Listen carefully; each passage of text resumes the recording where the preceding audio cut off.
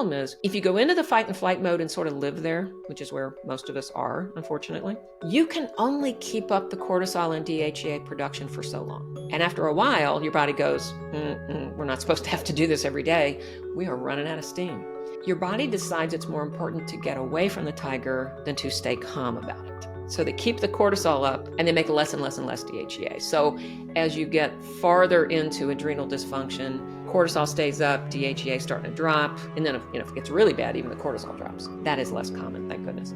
So that's where the whole problem comes in. As we stay in the fight and flight reaction, we have less and less and less DHEA. And DHEA is a really super important hormone.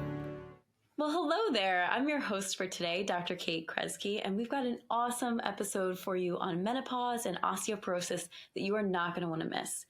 Our guest today is Dr. Wendy Warner. Dr. Wendy is an ObGyn and a certified herbalist. Dr. Warner is a past president of the American Board of Integrative Holistic Medicine, served on the board of directors for the Academy of Integrative Health and Medicine, is an educator for the Institute for Functional Medicine. Dr. Warner spent the first 14 years of her career in conventional medicine before pivoting to start focusing on integrative medicine. She now runs an integrative practice that focuses on getting to the root cause of chronic issues and helping to heal them naturally. Dr. Warner joined us today to talk about menopause, adrenal health, and bone health, and the surprising science that links them all. If you, like most people, have been living under the impression that it's just estrogen that causes menopause symptoms, you will love today's episode that actually digs into the science behind why adrenal hormones matter just as much as estrogen and progesterone as you go through that transition. Dr. Wendy's also going to talk about why you need more than just calcium for bone health and how to get the ingredients you need to help build and maintain healthy bones throughout your lifespan. Dr. Wendy Warner, welcome to the Root Cause Medicine podcast. Hi, thanks so much for inviting me. Oh, I'm so glad you're here. I really think you have such an interesting approach because you talk about menopause not as just a shift in your estrogen or your progesterone, but you look at the whole body. And I wonder, can you tell us what's happening in menopause and what's the approach you use to help women who go through it? Well, what sort of tickles me is that I was trained that, like, most of the symptoms of menopause are all about dropping estrogen levels. Right? Hot flashes and night sweats are from dropping estrogen levels. Well, if you think about it, that doesn't really make a whole lot of sense because every single woman on the face of the planet drops her estrogen at menopause, and not everybody has hot flashes. I mean, okay, in America, most of us do because that's a whole nother issue. But there are places in the world, and we'll talk about why, but in other places around the world, they actually have found little pockets of areas around the world where they didn't even have a word for menopause because it was no big deal. You just had a few weird periods and you were done. So what actually causes the symptoms of menopause is this very complicated neurotransmitter system that connects to what is called the thermoregulatory center of the brain. In other words, the part of our brain that tells us what our temperature is going to be. And the easiest way to think about it is that this transmitter system has brakes and accelerators. And the brakes and the accelerators, if they're really well balanced, which is where they are most of the time in our reproductive years, keeps your brain really happy. You're not going to have a hot flash. The temperature is good. Okay, menopause comes along. Our ovaries retire. This is their job. I mean, they've done their job. They're going to retire, let other body parts take over the hormone production. And then that takes away the major brake to this system. The major brake to the system is estrogen. So suddenly your neurotransmitters are going, hang on. We suddenly are getting all of this input and there's nothing to regulate it anymore. So that's what triggers the hot flashes. So if I can just explain to women, listen, here are the things that are accelerators. We want to keep them really quiet as you get closer and closer to losing your estrogen. Well, dropping your estrogen, you never lose it. It just changes. Then that whole transition becomes not as big a deal. Okay. Now, the other thing I do want to talk about is that it is super important to pay attention to women's symptoms around menopause. it alarms me that there is an entire generation of gynecologists who were being trained in the early 2000s when the Women's Health Initiative study came out. And that study was, many people think, inappropriately interpreted to say all hormones are bad. And so you shouldn't give women hormones when they hit menopause.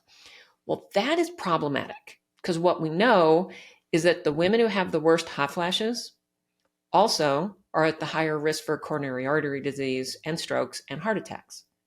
So you really have to pay attention to these women. It is not okay to just say, oh, it's a natural part of life, just buck it up. I mean, that's crazy.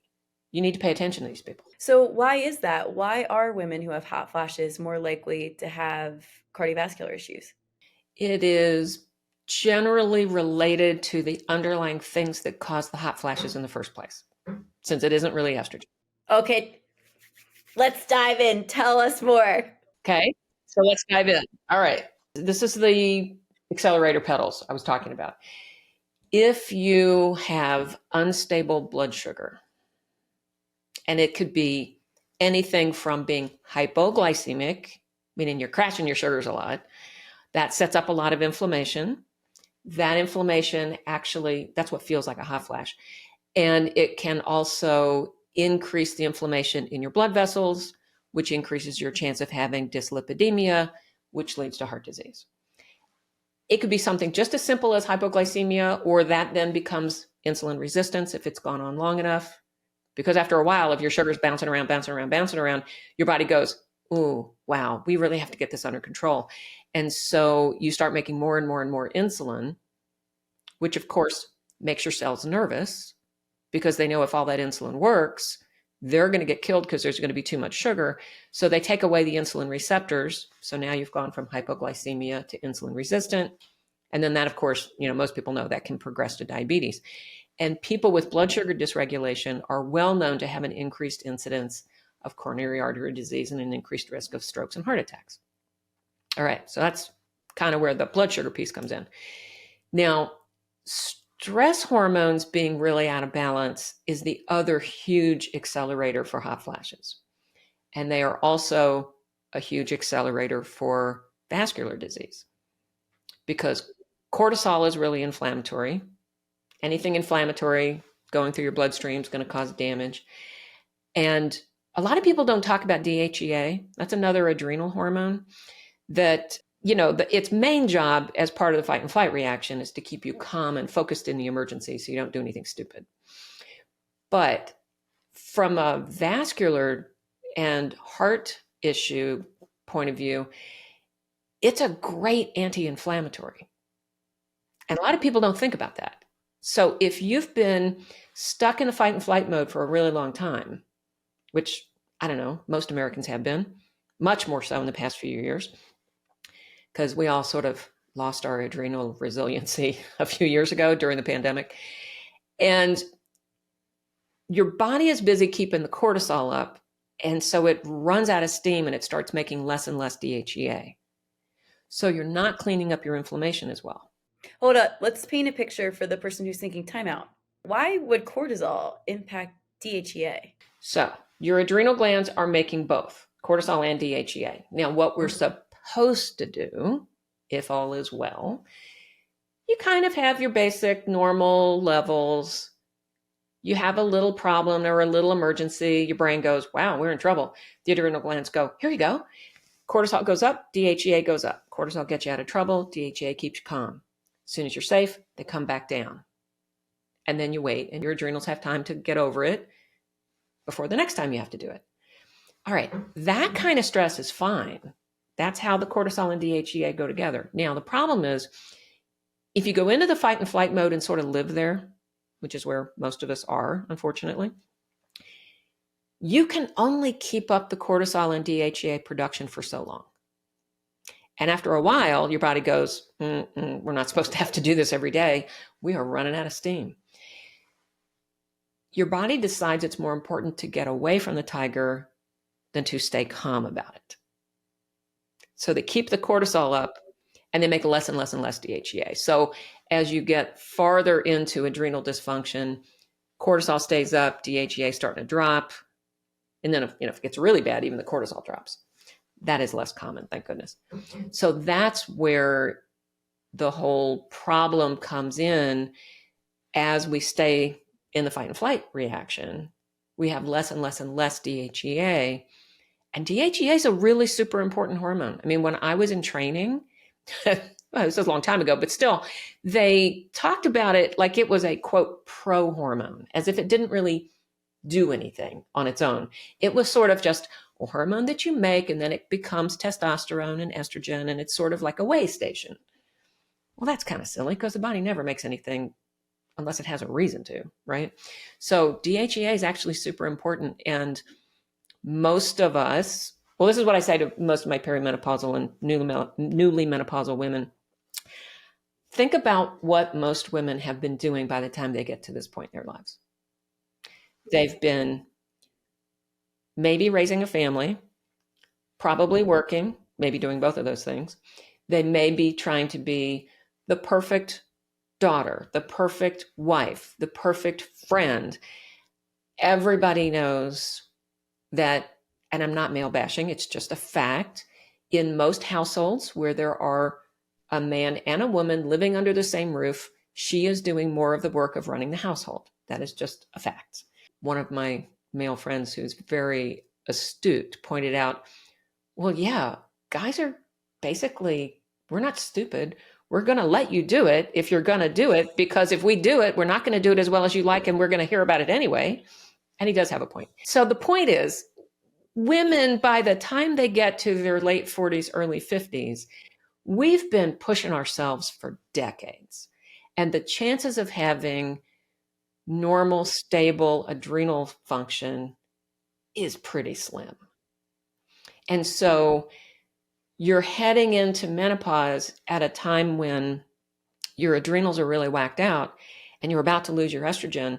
And so we keep pushing this accelerator pedal. I have a really interesting story from way back when I was a resident. And this was the first time I realized, what they're teaching me probably doesn't make sense. I trained at Temple University in North Philly, and I was in clinic one day. This sort of, I think she was about 35 years old. So the 35-year-old woman comes in, and her complaint was she was having night sweats, but only the week before her period. She was smart enough to have figured out she had them for about a week, and then they would go away for a couple of weeks, and they would come back, and she realized it was right before her period showed up. And I'm thinking, okay, night sweats are menopause. She's 35. She hasn't missed a period. So I go out and I talk to my attending and told him the story. And I said, I don't really get it. What's going on? What am I supposed to do with her? And he goes into this big long spiel about, well, the week before your period, your estrogen drops. And so that'll trigger a night sweat. And I let him talk. And I said, sir, she's 35 years old. She has enough estrogen to have a period every month. I don't know any other 35-year-olds that are doing this. So really? And I don't remember what he told me to do. Probably put her on a pill. But what I didn't really pay attention to at the time, but now I remember, she had also said to me that, let's see, in the prior couple months, her youngest kid was being bullied. Her baby's father had been put in jail for something he didn't do. That made it hard for her to pay the rent. So her landlord was giving her a hard time and threatening to throw her and her children out onto the street. I mean, she was, stressed up to here. At the time, I didn't get it. All I saw was, well, okay, it's got to be more than estrogen, but I didn't put the two together. I heard you on another podcast. You gave a really good explanation of kind of what your ovaries are doing before menopause and then what your adrenals have to do after menopause and why they're linked, because we're talking about losing estrogen and then we're talking about DHEA. But I think what I heard you basically say, and I want you to elaborate, is that essentially DHEA becomes, your adrenals become one of your major sources of estrogen after your ovaries retire. Yes. So during our reproductive years, estrogen comes from the ovaries. We get a lot of it. It is the stronger estrogen, estradiol, because our ovaries' job during those decades is to make us able to get pregnant. So it gets the big guns. All right, when it's done and it's no longer time for us to worry about reproducing anymore, the ovaries go, thank you very much, we're retiring. And you're, for the rest of your life, which these days could be a third or more of your existence, the hormones you live on all come from the adrenals primarily. I mean, other body parts can make small amounts, but basically you take DHEA, which is an androgen hormone. It's related to testosterone. And there are a couple of androgen hormones that are sort of interconnected. And so your body has to take the DHEA, convert it to testosterone, and then the testosterone gets converted to this really weak little estrogen called estrone. That can happen primarily in fat cells, but it can happen all over. I mean, it can happen in your brain and your bones and muscles and all kinds of places, but primarily in fat cells. And that's why I really want to talk to people about please, please, please don't screw up your DHEA, because nobody understands how important it is and how we need to maintain that level as we hit the transition into menopause, because otherwise it gets like way more dramatic than it needs to be. Because if you could just maintain that, you can make a lot more of this weak estrogen and your symptoms go down. Wow. Okay, so tell us, how do we take care of our adrenals? Like if someone's thinking, shoot, that sounds like me. I'm totally burnt out. I'm stressed out all the time. What can I do? First of all, how would I know if this is a problem for me? So let's talk about testing and DHEA. What's a good DHEA level? What about DHEA sulfate? Like how would somebody know? And then what would they do if it comes back that it is low to help boost that level? I hate to say this, but you can probably pretty much assume that you don't have normal adrenal function, because yeah, if you live in America and you're like most people, we've been pushing the envelope for way too long. So you can kind of assume that you're probably not where you need to be. Symptoms. Now, cortisol and DHEA symptoms kind of go together, because if one's out of whack, the other one's out of whack. For the average person, if your cortisol is unstable and not doing its normal pattern of fluctuation during the day, your energy is going to be all off and your sleep is going to be a problem, because cortisol is supposed to stay low all night long so you can stay asleep. So if you're waking up at 2:00 in the morning, assume that you have abnormal cortisol, because it's coming up too early and waking you up.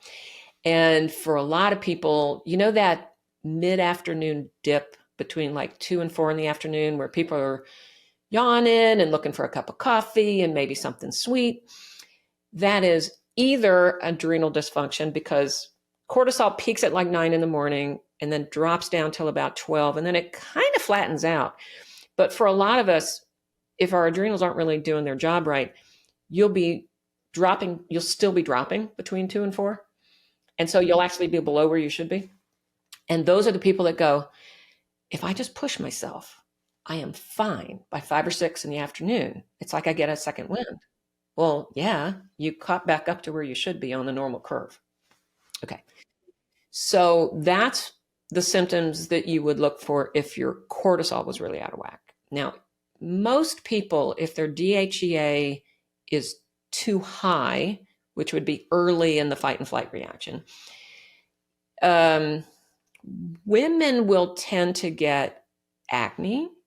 You might lose some facial hair, and you might develop some facial hair, and you might lose some hair off the top of your head. That's high DHEA.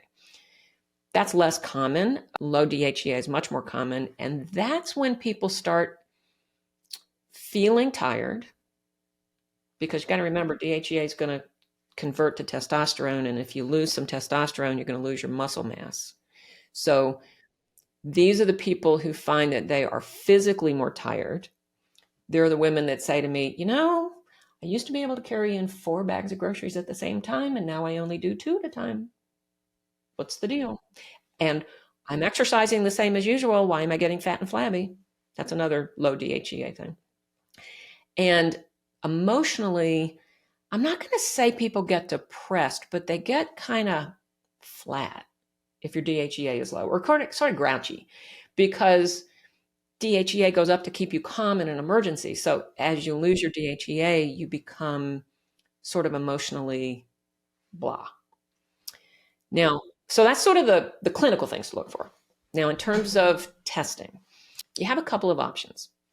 If you want to do a salivary cortisol level, that's really common from some, well, technically the national labs even do it now, although theirs are less accurate, but many specialty labs, you can do the, 5 times a day, you spit in a tube and you get your cortisol pattern. That can be really helpful. Don't do saliva for DHEA. It's not as accurate. I always tell people the problem with salivary DHEA levels or DHEA sulfate levels is that the DHEA will be put into the saliva depending on how fast you're salivating. So, like, what if you just made cinnamon buns for breakfast and you're smelling that and you do your salivary test? Yes, not a good idea. So, you can just draw blood levels. Now, many people will draw a DHEA sulfate, which is it's related to DHEA. Technically, it's the sulfated version of DHEA. And that doesn't change levels so much during the day. So you can get that blood level drawn any time of day you want. Doesn't have to be timed or fasting or anything. I'm probably unusual in that I don't like actually drawing that test because it is so stable during the day, you don't actually see some of the variations that you would see in a DHEA serum level. DHEA in the serum is perfectly accurate as long as you do it before 9 o'clock in the morning and you're fasting. And that's what time you would do a morning cortisol in the serum also. So you can get them both done. And as long as you're fasting and before 9 o'clock, you're fine. And it's funny because the labs around where I am, they know that I order these tests. And if it is 9:15, they won't draw it. They'll send the patient home and go, nope, we know Dr. Warner's going to be upset, so we're not going to draw it. In terms of what you do to care for your adrenals, what have you found to be effective for boosting low DHEA? If someone's like, you know what, I've been stressed out for a long time. Now my DHEA is low. Shoot, I'm going into menopause. I want to boost this back up. What can I do? Okay. In the short term, there's a whole category of herbs called adaptogens. And adaptogen herbs basically help you modify your stress response. They support the adrenals. They take the edge off. You notice I am very carefully not saying they fix your adrenals because they don't. I mean, they support them. If you're taking herbs and you're still living your life like a tiger's chasing you, tiger's going to win, okay? But adaptogen herbs can be really awesome.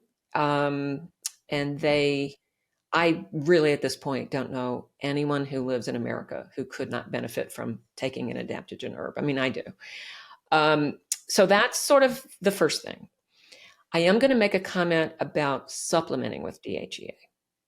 Because if you walk into any health food store, you're going to find DHEA over the counter. And so it seems logical if your DHEA is low, let me just take some DHEA orally. Okay, here's the fallacy there.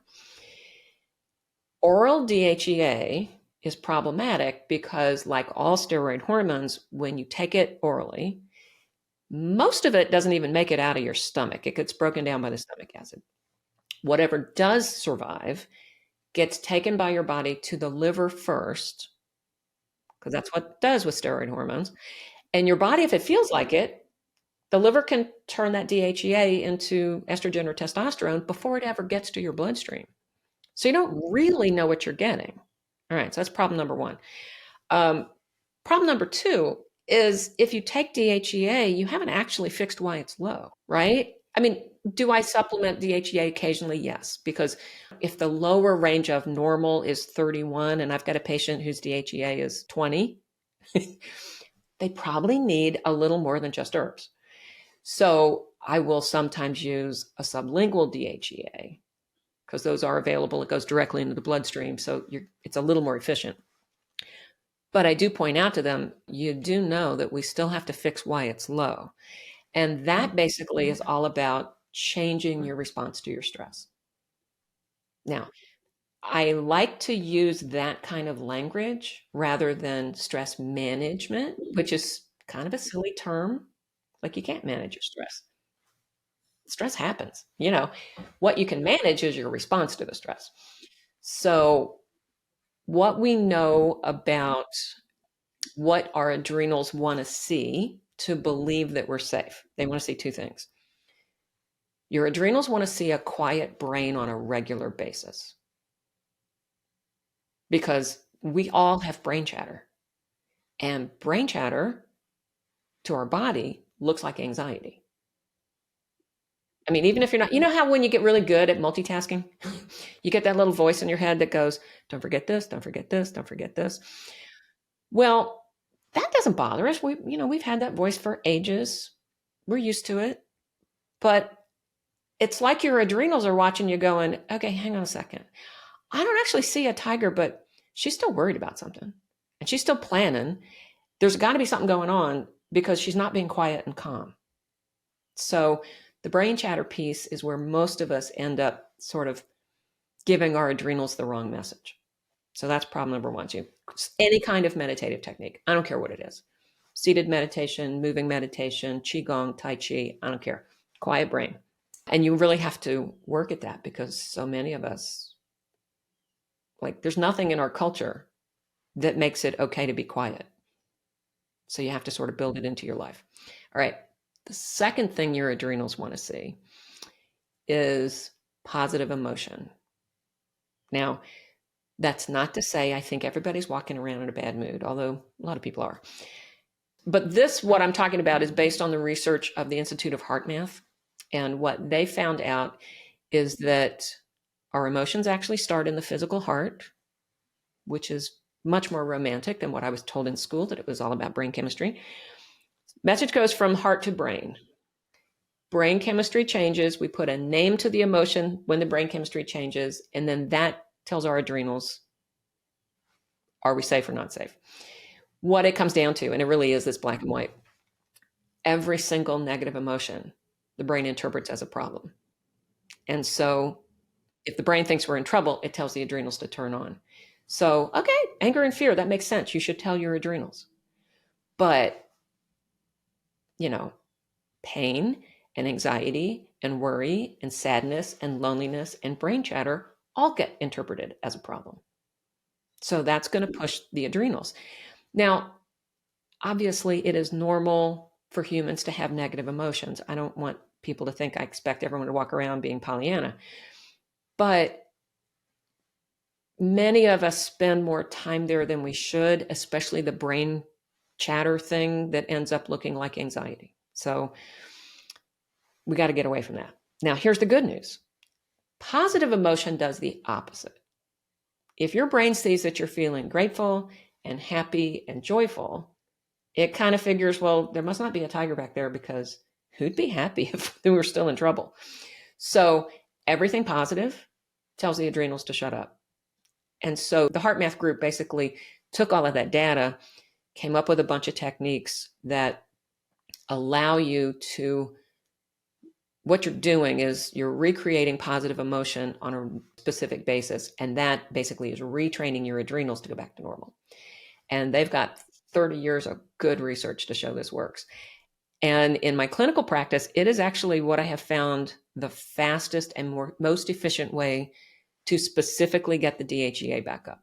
And I'm a meditator, so I don't want people to misunderstand this, but if you only meditate, you'll probably not get worse from your adrenal function, but your adrenal function will not necessarily go back to normal. Like your cortisol may not, it may stabilize things, but the chances of getting your DHEA to come up if all you do is meditate, unless you have an emotion-based meditation, it's really about the emotion. And I think that's where it's about the emotion. And that's where a lot of my patients kind of get hung up. I tell a lot of people about these practices, and I have a significant number of people who just hate this practice because we're so used to living in our heads that we don't know how to get our feelings going again. So, okay, focusing on feeling good, whether it's grateful or feeling joy, is going to be more effective than trying to clear your mind and feel nothing if you have to choose what to focus on during a meditation. Yes, that's preference. Now, if you're really agitated and you sit down to try to meditate or, take care of yourself, you may not be able to go from agitated to grateful like that. So you might need to go to what we call neutral, which is just breathe. Don't feel anything. Just breathe. If you do that, and if you breathe for literally, it takes 5 minutes. If you breathe and don't try to feel anything, good or bad, for 5 minutes, by then you will have triggered the physiologic response of relaxation.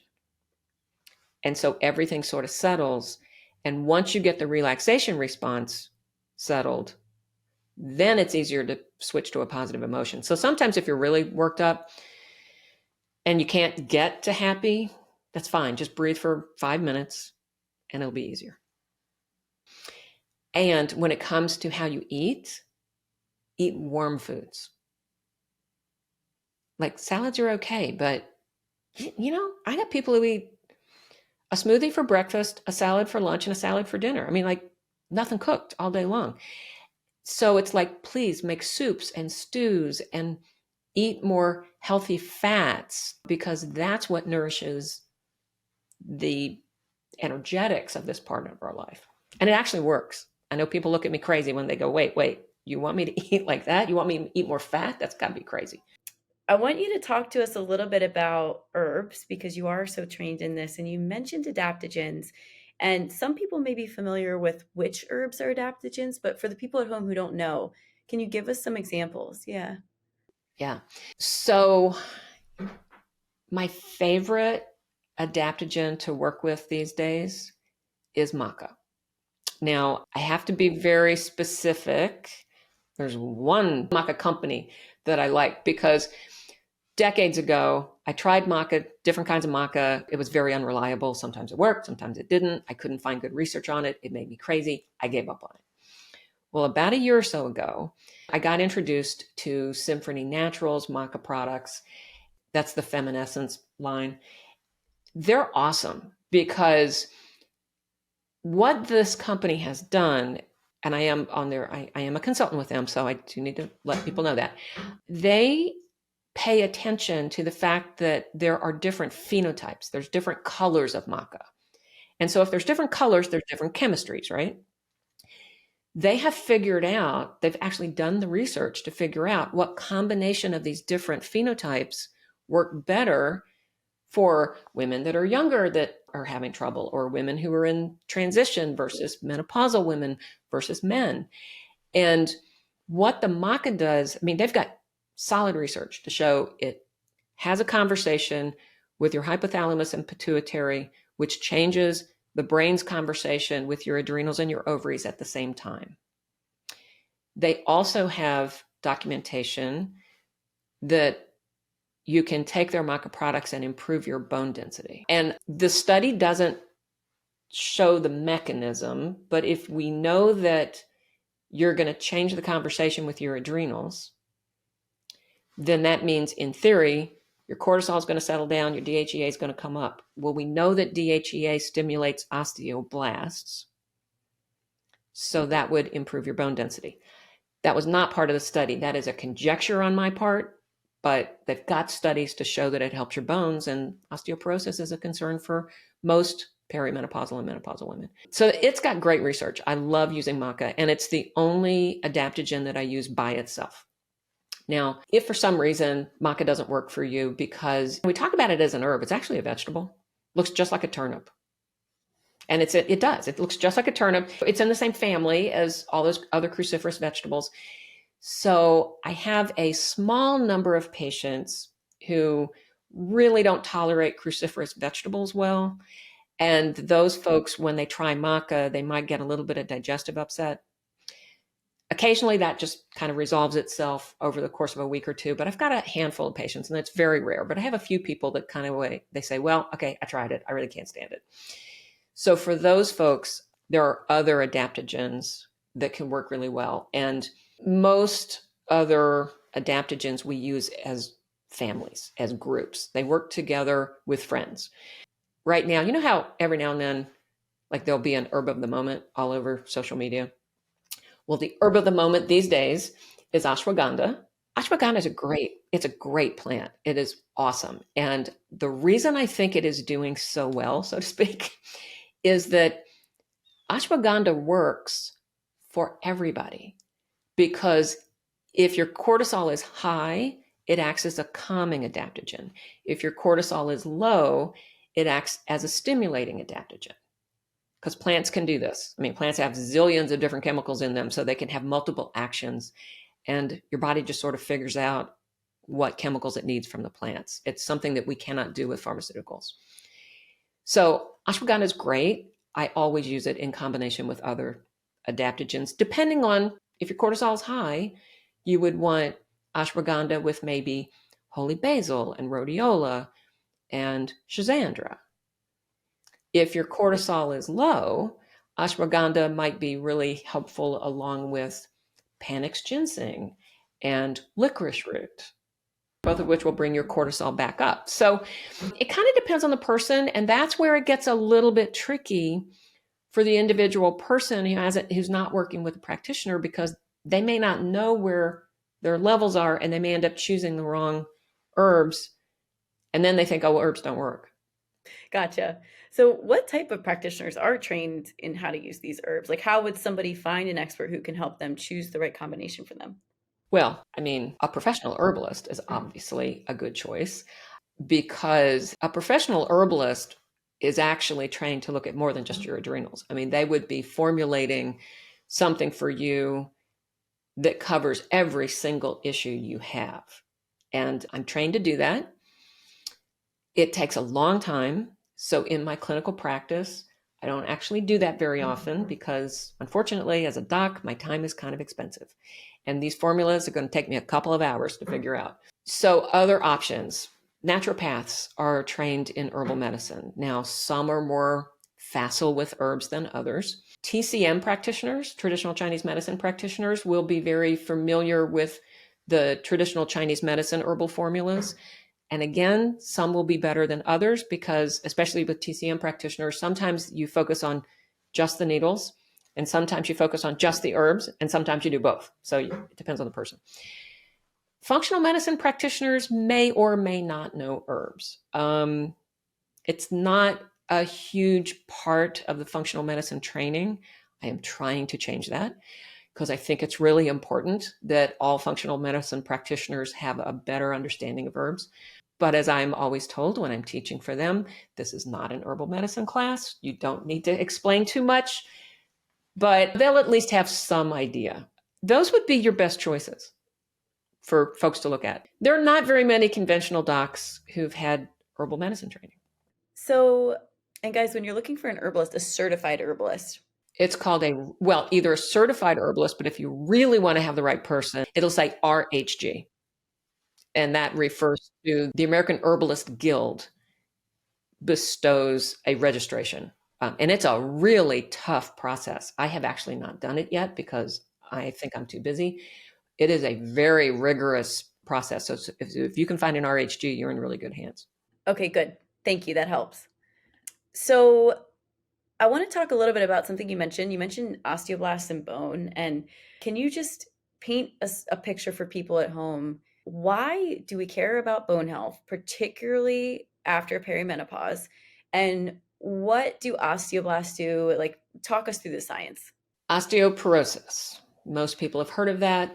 And most menopausal women, if they're told they're osteoporotic, they panic because osteoporosis is a process in which the normal bone turnover isn't really working correctly. So in a normal bone, you've got, well, think about what bones do. I mean, they give us structure, but the other really big important thing they do is that the outside part of the bone stores mineral for us, and the bone marrow makes blood cells for us.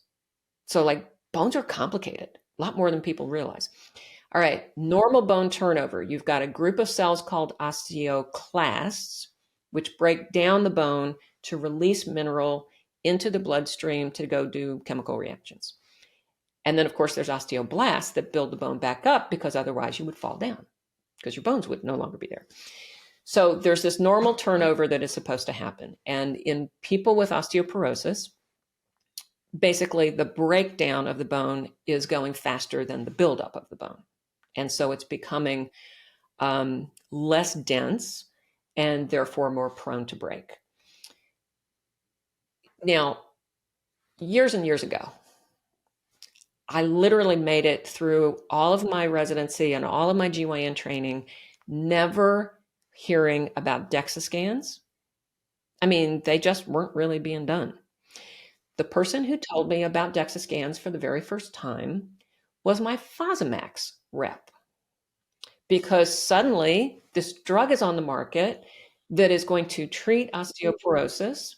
And so it's in the company's best interest to make sure that we're ordering the test so that people now have a diagnosis so that their drugs can be prescribed. And that was a whole big political thing because the company that makes Fosamax had just lost a couple of $1 million on another drug that they got in trouble for. And so they had to pay out a lot of legal fees. And so they really needed to make up a bunch of money really fast. So Fosamax got pushed.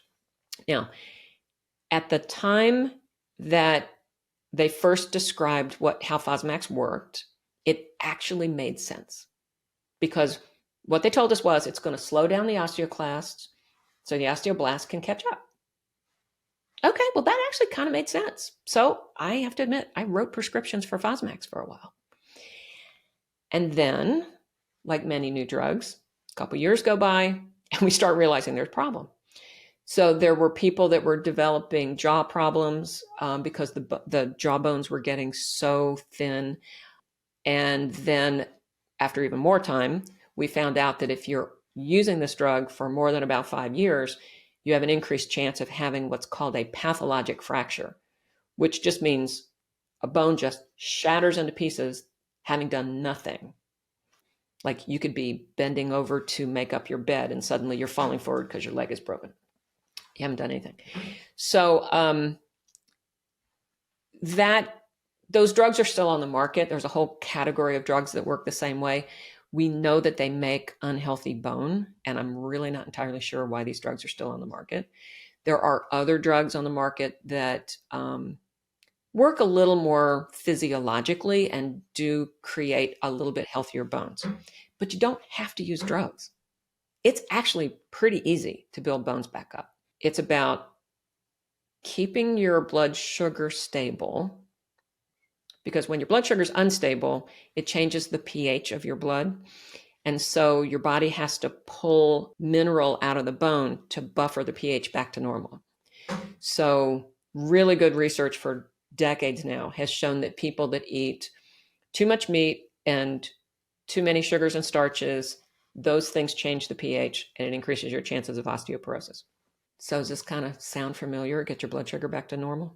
Everybody knows weight-bearing exercise helps prevent and treat osteoporosis, because when you are doing exercises like walking or jumping, it literally causes little tiny microfractures in the bone.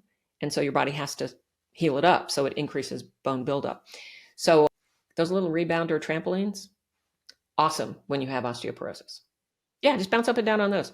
And, where I walk every morning really early, and in the middle of the winter, if I can't tell if it's ice or not, I won't necessarily want to be out before the sun comes up. So I have a little rebounder trampoline and I just walk and run on my rebounder. It's easy. Your GI tract is really important when it comes to your bone. And I know most people don't think about that, but you could be eating this perfectly clean, wonderful, healthy diet, but if your gut's a mess, you're not going to be absorbing your nutrients. And so then you won't have the minerals and the other nutrients that you need to build the bone. So you kind of have to think about all of that when it comes to osteoporosis. So if someone has osteoporosis and they start cleaning up their gut, right? They go see a functional medicine practitioner, they make sure everything's okay. They do their rebounding, they keep their blood sugar stable. Is that all they'd have to do to see an increase in bone density, or would there be other things you would think they'd need to add? Oh, well, I mean, I typically will go ahead, even if people are eating pretty well, I will typically add in some kind of a bone building supplement. There's actually one that I really love that is it's all herbal. And it confuses my patients because they look at the ingredient list and they're looking to see how many milligrams of calcium are they getting. And the only thing you're going to see is just a whole list of herbs. And they go, well, wait a second. How do I know I'm getting what I need? I said, just trust me, it works. This product is called OsteoHerb. It's a product from Herbalist and Alchemist, which is David Winston, my boss. It's his company. But it works really well because we know that there are all these super mineral rich herbs out there. And because most of us are not going to be willing to drink 3 or 4 cups of nettle and oat straw infusion every day, which is actually a good idea, but no one's going to do it. So you can just take these in pill form instead. And you not only are getting the minerals, but they also include some of the chemicals that you need to build up the protein collagen matrix, sort of the scaffold on the inside of the bone, because that's really important too. And a lot of people don't think about that. Want folks at home to understand, why do herbs have minerals? So they have minerals to keep their own chemical reactions running the same way that we need minerals to keep our chemical reactions running. And so every time you eat greens, you're going to be getting a ton of minerals.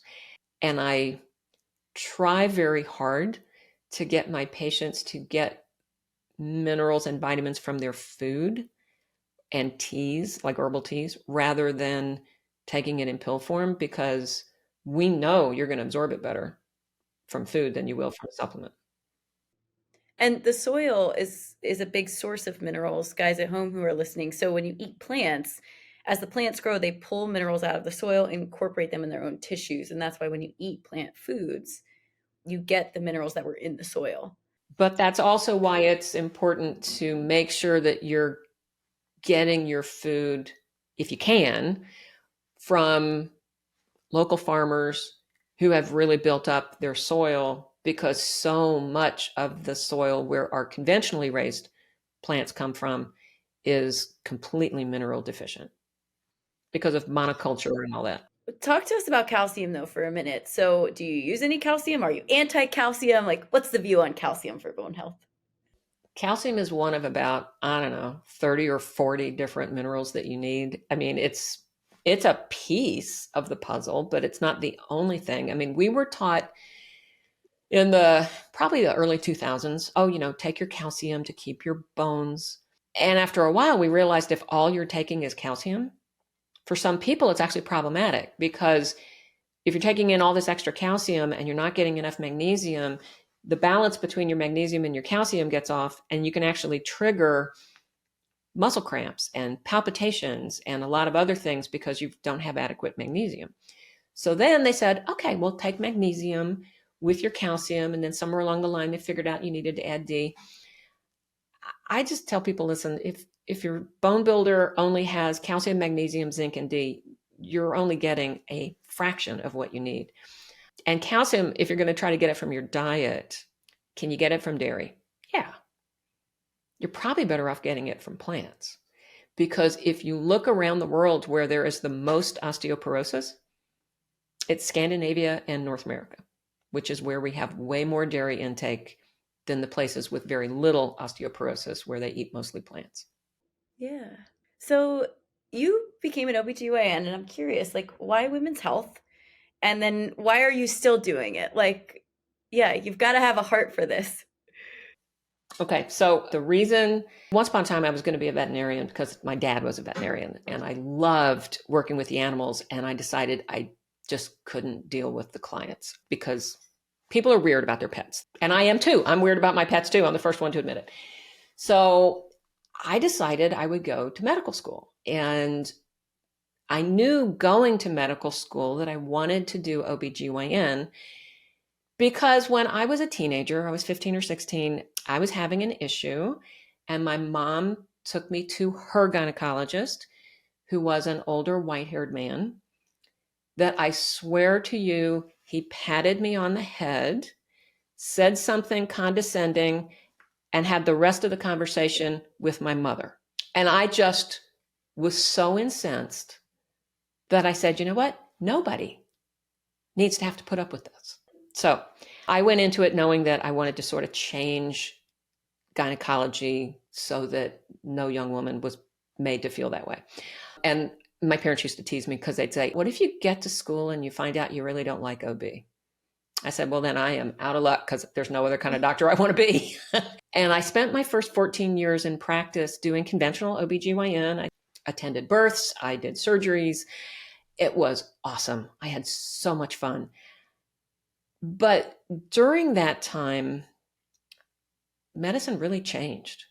I am old enough that I remember getting to deliver breech babies vaginally. It was not an automatic C-section.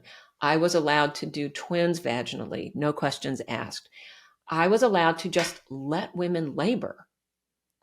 I mean, this is what we're designed to do. It doesn't have to be go, go, go, go, go and push things and, everybody gets an epidural and everybody gets Pitocin. That was the beginning of my practice. And then by the time the world was changing and by the time I got out of conventional OB, I just wasn't having fun anymore because it was very cookie cutter. It was very interventional in the delivery room. I had 15 minutes for an annual GYN visit, which is horrendous.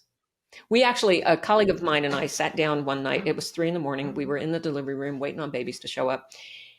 And we were complaining about how the insurance companies really paid you so little that you couldn't afford to spend more than 15 minutes with somebody.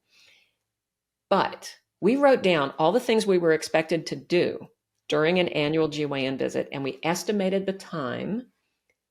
And even if you're doing the exam while you're talking to people, it would take a minimum of 50 to 60 minutes. And we had 15 to cover all of this in. And I just decided, you know what, this is crazy. And I was already kind of disheartened with some of the things that I was trained to do as gynecologists, because one would think that we of all people would know how to balance hormones. They don't teach us that, and they still don't. Literally, this is what I was told. If a young woman has irregular periods, put her on the pill. If for some reason she has a contraindication or the pills don't work, you start doing surgeries. You burn out the lining of her uterus if she's done with her children, because then she won't have a period anymore. It doesn't actually fix the hormone imbalance. It just fixes the bleeding. I didn't have a lot of tools in my toolbox. I mean, you had sort of made reference to how I got doing this kind of medicine in the first place, what I currently do. I figured, it became very obvious that I had the world's worst PMS. When we were residents, I didn't really notice it because every resident's in a bad mood, So when I was in a bad mood, I didn't think about it. But I got out in practice and I was working with someone who knew me from residency. He had known me a couple years. And it's embarrassing, but I lit into a patient a staff member one time. Now, she did something pretty bad, but I was extremely unprofessional. And a couple of days later, when I got my period, I apologized. She quit anyway. Don't blame her. And my business partner pulled me aside and went, Wendy, can't have you doing this every month. And I went, yeah, you're right. That would be bad. Now, I was trained that for the 3 or 4 days out of the month that I was a pain in the neck, I was supposed to take Prozac every day. I went, nope, I know those side effects. That's not going to happen. I was already kind of interested in learning about plants. My parents were gardeners. I had grown up around plants and gardens and things. And so to this day, I do not remember how I found this because we didn't really have much of an internet. This was the early 90s. I found out about Vitex, chasteberry, and I started taking it. And it kept me from yelling at people. And it was awesome. My business partner appreciated it. My husband appreciated it. Everything was good. But I kept my mouth shut. I did not tell patients about it for a really long time because it was the 90s. Doctors didn't do this. And I was a new kid in town and I didn't want to get labeled as some kind of weird witch doctor. But somewhere along the line, this young woman was literally crying in my office because her PMS was so bad that she was afraid that her husband was going to divorce her. So I literally wrote on a prescription pad, go to this health food store, get this brand of Vitex, take it for 3 months, call me back. She calls me back 3 months later. She goes, my husband says, thank you very much. And my girlfriend's husband says, thank you very much, because I told her about it also. And I went, whew, okay, well, maybe now I'm not going to get run out of town. And so I tell that story a lot because that is what taught me that, you know what, my colleagues may think I'm crazy, but my patients are going to appreciate it. And the next thing I said, well, okay, I know how to fix PMS. What do I do for menopause? And I just sort of went from there and figured it out. Awesome. What else is on your heart? What else do you wish, like when you think about the future of medicine or what something that excites you about medicine or something you think needs to change? Tell us, Dr. Wendy. Okay, that's a whole nother couple hours. Here's what I would like to see. I would like every healthcare practitioner of all stripes, medical doctors, nurses, nurse practitioners, OTs, PTs, PAs, everybody, if they had exposure to functional medicine, it would be awesome. They don't necessarily need to be full-blown functional medicine practitioners, but it teaches you how to think about health creation in a way that our conventional training just doesn't do, because it talks about processes, not diagnoses, right? And it's about how do we fix an underlying imbalance in a process. And if it's more complicated because you have to think, it's like systems biology. It's not little silos the way I was trained. I would love to see that. And I would also love every family to have a basic understanding of bumps and bruises herbal medicine. There was a time when every mom or dad knew simple little herbal things to take care of the day-to-day stuff that happens when you've got a family, for upset stomachs and rashes and that kind of thing. And we have totally lost that, which is a shame because that puts us reliant on practitioners that are hard to get into and expensive, and it disempowers us as individuals. So if I could just see every family understand how to do bumps and bruises, herbal medicine, and then maybe every community get a couple of good community herbalists to help with bigger things that families couldn't do themselves, that would be great. Because if we could learn to focus again on building health instead of treating diseases, we would have less that we have to focus on. It bothers me a great deal that I made it through 4 years of medical school and 4 years of residency, and it was all about fixing problems as opposed to building health. I would love to see that change. It's beautiful. For someone at home who's thinking, well, yeah, I want to know about herbal things I can do for my family. Is there a book or a website or some place they could start to learn about this? If they just want to learn bumps and bruises, herbal medicine, gosh, there are a couple of good authors that have written books for the public. Names that come to mind are Aviva Ram, who she was a midwife and herbalist first and then went back to medical school. And she has done, her practice focuses on kids and women, but I think she has at least one book for just general family stuff too.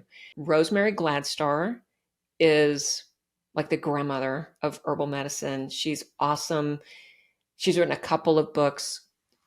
She's not a clinical herbalist in the way that, like, she doesn't read research papers.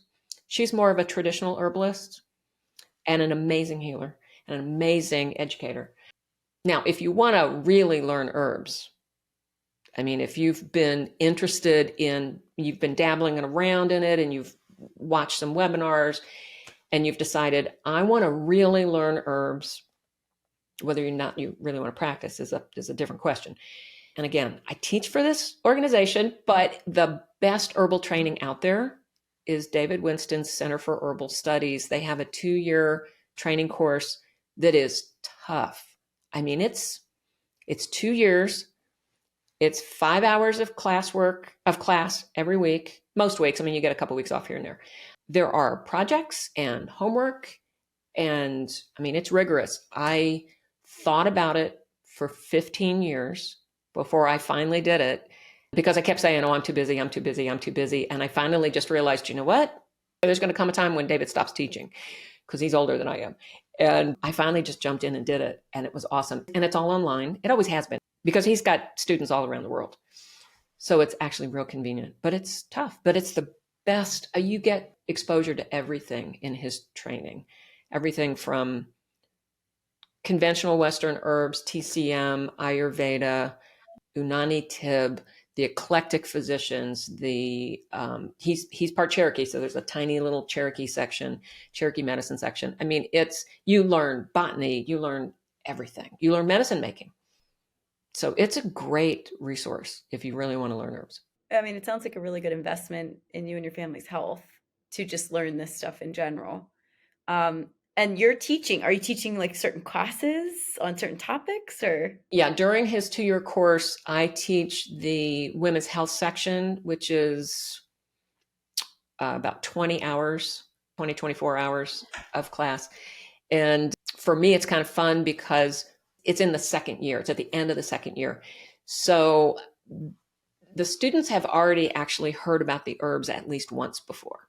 I am teaching them how to think like a functional medicine practitioner so they recognize clinical symptom patterns, because a lot of these people are not going to be able to order testing, right? It will be outside their scope of practice.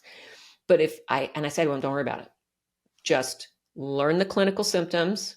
You will understand what's going on physiologically, so you'll know how to treat it. So it's kind of fun. And then I also teach, this past spring, I taught for his grad class. He has grad classes also. I taught a grad class on fertility, which was fun. Awesome. So guys at home, if you have been as captivated as I have been for the last hour, then just know you can keep learning from Dr. Wendy, and just sign up for her courses. Dr. Wendy, tell us, where can we find you? Like if people want to follow you and continue to learn from you, if they want to see you in your practice. So I have made it really easy. As long as you can remember my name, you know how to find me. My website is simply wendywarnermd.com. My Instagram handle is Wendy Warner MD. Same thing on Facebook, same thing on LinkedIn. I mean, I made it really simple for everybody. We appreciate that. I love it. Okay, great. We'll have those links in the show notes, guys, so that you can go connect with Dr. Wendy Warner, stay in touch with her, learn from her. Thank you for spending so much time with us today.